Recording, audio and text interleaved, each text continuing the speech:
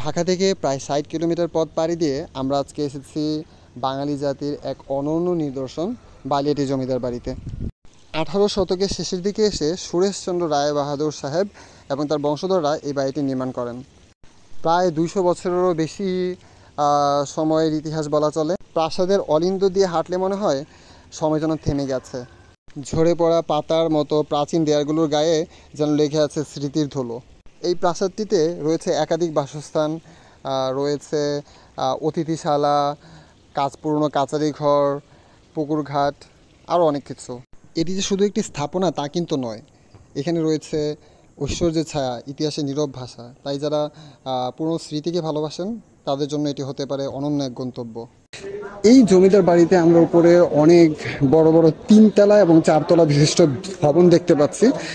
এই ভবনগুলোতে আমরা সুউচ্চ যেটা করিডোর, বারান্দা দেখতে পাচ্ছি, দরজা দেখতে পাচ্ছি কারুকাজ খচিত, এবং আরও কিছু স্থাপনা দেখতে পাচ্ছি, কিছু ভাস্কর্য উপরে দেখতে পাচ্ছি।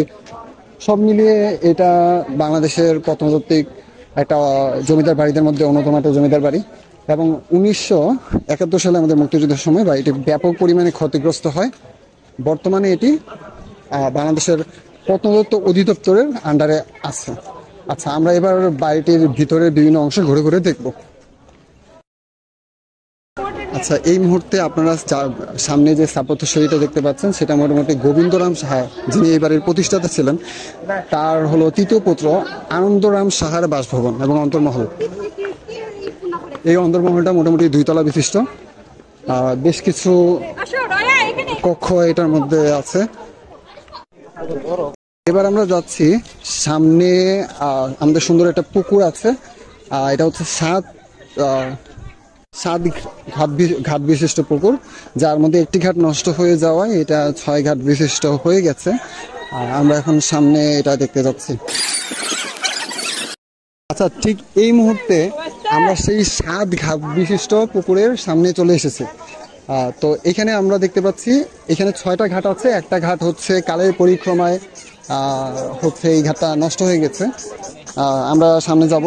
এই পাশে আমরা শৌচাগার দেখতে পাচ্ছি এবং এখানে ৪ ধরনের মহল আছে। আমরা যদি দেখি, এখানে পশ্চিম পাশের ওই পাশের মহলগুলো প্রশাসনিক কাজে ব্যবহার হতো এবং এই পূর্ব পাশের মহল এই পাশে আছে। সামনে মোটামুটি হলো বাসস্থানগুলা, এবং এই পাশে যে মহলগুলো আছে এই মহলগুলো মূলত অতিথিদের জন্য ব্যবহৃত হতো।